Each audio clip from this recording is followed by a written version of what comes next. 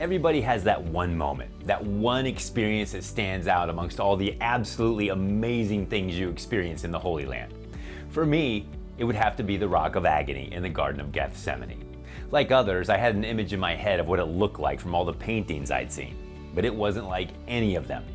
As with so many other Holy Land sites, there's a beautiful Catholic church at the Garden of Gethsemane, and the altar of this Church of All Nations sits right behind the actual rock, which is actually pretty big and flat. And we celebrated Mass literally kneeling next to it. It was crazy. I received the Holy Eucharist and then knelt in prayer with my hand on the very rock where Christ began his passion. I will never forget it for as long as I live. And while that was a highlight, those kind of moments seem to happen around every corner when you're in the Holy Land. After all, you're walking in the footsteps of Jesus Christ. You're breathing the scented air he breathed and moving through the mysteries of his incredible life. Everyone says it's life-changing, and it is. There is simply nothing like experiencing the exotic beauty and rich vitality of the Holy Land. After all, this is where it all began. It's the epicenter of our faith. So much of the story of the human family revolves around Jerusalem and the surrounding area. It's the palette upon which is painted the story of our salvation. And I'd like to invite you to journey there with me on a 5-star pilgrimage from April 7th to the 16th, 2024. We're going to travel through Israel in the footsteps of our Lord, visiting the major holy sites in Jerusalem like the Mount of Olives, the Pater Noster Shrine where Jesus taught the disciples the Lord's Prayer, and the Garden of Gethsemane, where you too can experience Mass at the Rock of Agony like I have.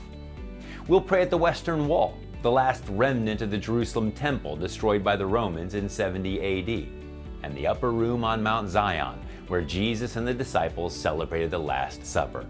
Of course, Mary is a huge part of the story too, so we'll visit the Benedictine Church of the Dormition, where tradition tells us Our Lady fell asleep before being assumed body and soul into heaven.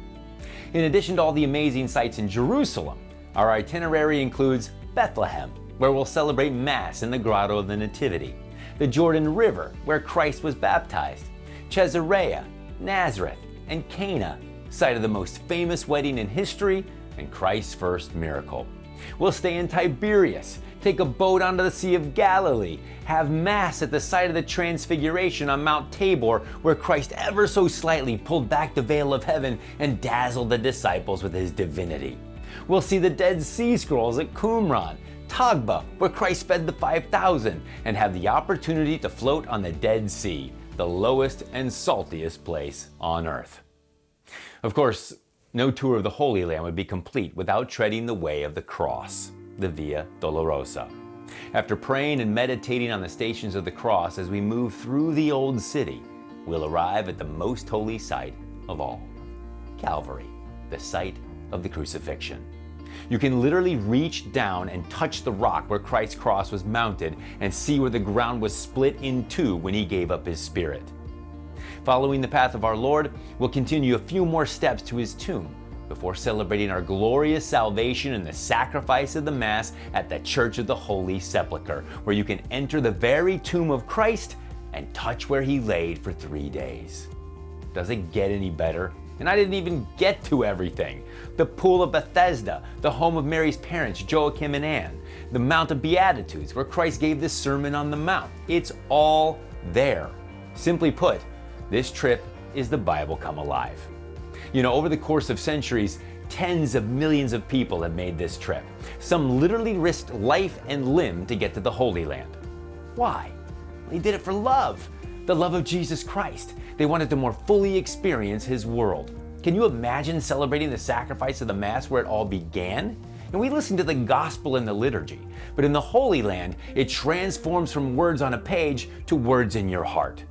Trust me, the readings at Mass will never sound the same after you're immersed in the exotic and mysterious world where Christ was born, died, and rose to new life.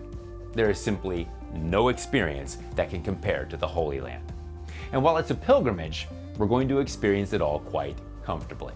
Our home base for the first 3 days is a beautiful new hotel on the shores of the Sea of Galilee. It's an exquisitely peaceful location right on the shore where you can gaze out on the very water upon which Jesus walked. and Peter didn't.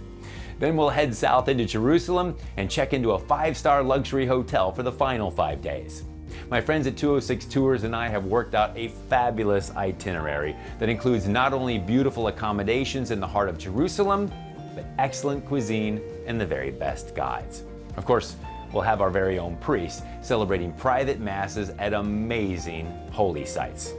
And to augment the spiritual dimension of the trip, I'll be giving talks designed to help us integrate all we're experiencing into our interior lives. Because that's what it's all about. What we experience on pilgrimage is meant to transform our lives and make us more like Christ. And there's no more powerful way to make that happen than by experiencing His world firsthand. So, join me for a pilgrimage unlike any other through the Holy Land. Call 206 Tours and ask about Matthew Leonard's trip to the Holy Land, or go to MatthewSLeonard.com for more information. I look forward to experiencing the life-changing world of our Lord with you and other Catholic brothers and sisters from around the world. None of us will ever be the same. God bless you.